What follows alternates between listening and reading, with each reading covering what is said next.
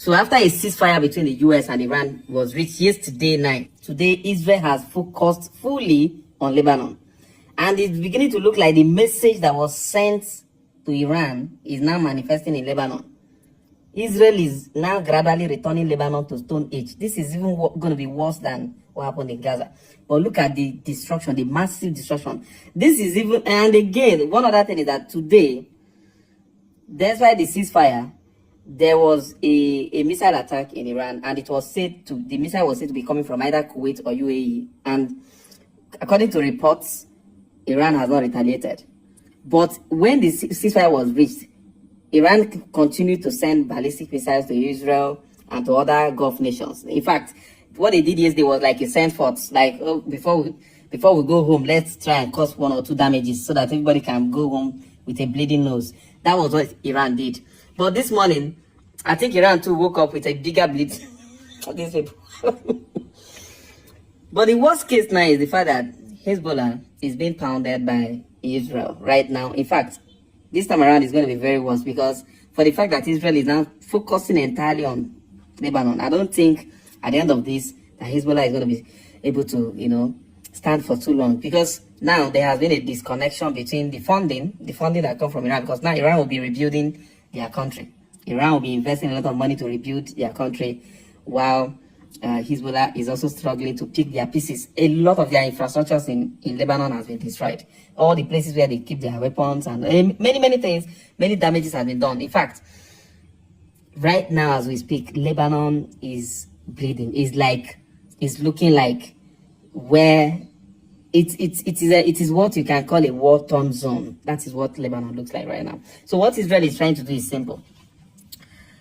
Terminate every possible proxy that Iran might use to carry out an attack against Israel. Israel is trying to make sure that this war yields a positive result. And the positive result they are targeting is simple. Make sure that there is never going to be an attack against Israel in nearest future. Israel is trying to make sure that even if there is going to be an attack against Israel, it should at least be coming in the next 20 years. Because by the time they are done with all this, I don't think Hamas will, for any reason, think about coming to attack Israel anytime soon after what they've done to them. And then what they are doing to Hezbollah right now is going to make sure that Hezbollah does not also come up tomorrow to carry out an attack. But some people have also said that a lot of the big guys in Hezbollah have been eliminated now, leaving the younger ones. And these younger ones are much more advanced in reasoning and might have they might pursue the course of technology. Small drones. The idea that drone has won the war in Iran is one thing that has set a very dangerous precedent in the whole world. Drone is now the new nuclear bomb. That is exactly the reality of this, the reality that has been exposed by the war in Iran. And whether you like it or not, these drones are cheap to make and easy to make as well. They don't require so much technologies to develop, and they can be produced from anywhere, from your backyard, from anywhere. So they are going to be a wide this thing. A lot of people are going to be investing heavily in drones. A lot of Americans are beginning to invest in drones. If you check what is going on in Russia and Ukraine, you see what the role drones are playing. This is to tell you one thing, that war globally has changed. War is no longer going to be about manpower, about troops on ground, boots on ground. War is now going to be about infrastructural damage, systemic breakdown.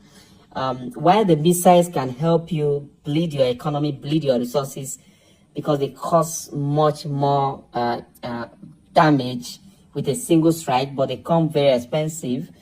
Drones can stress you, drones can distract you, drones can keep you busy, waste your defense systems. So a lot of nations are going to be investing massively in drones.